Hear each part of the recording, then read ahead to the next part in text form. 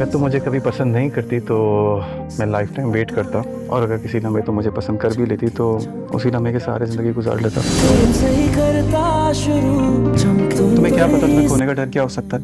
गुजरा हूँ मैं उस पेन से। सब खत्म दिल जो करे कभी तो मिलना फिर वहाँ, कैसी दिल लगी है तू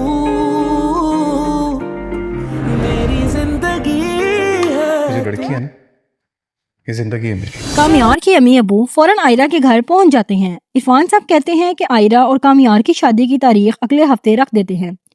ये सुनकर आयरा और कामियार बहुत खुश हो जाते हैं, लेकिन जब ये बात फरीहा को मालूम होती है तो वो एक खतरनाक साजिश रचती है। अगले दिन कामियार आयरा को शादी की शॉपिंग के लिए ले जाता है।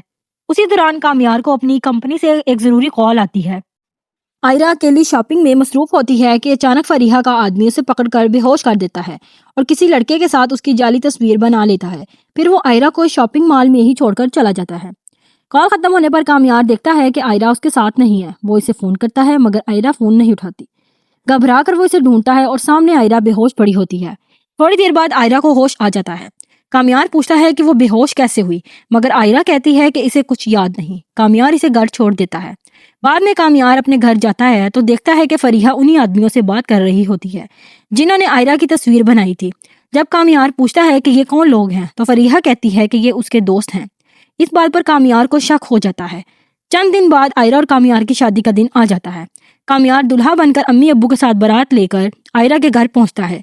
निकाह की रस्म शुरू होती है। मौलवी साहब पहले आयरा से निकाह कबूल करने का पूछते हैं और वो कबूल कर लेती है। फिर जब मौलवी साहब कामियार से पूछते हैं, उसी लम्हे फरीहा आयरा की झूठी और गलत तस्वीर का कामियार को भेज देती है। तस्वीर देखकर कामियार के होश उड़ जाते हैं। वो निकाह छोड़कर इरफान साहब को तस्वीर दिखाता है।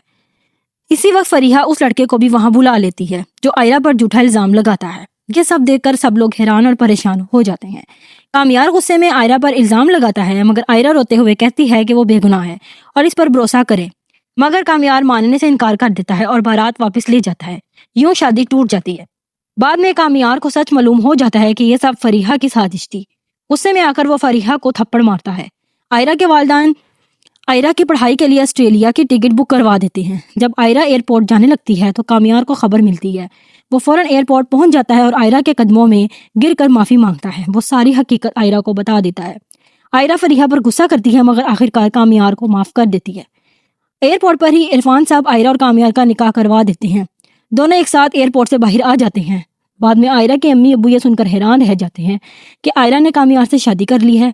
आखिरकार कामियार आयरा को अपने घर ले जाता है और कहानी खुशगवार इंजाम को पहुंचती है।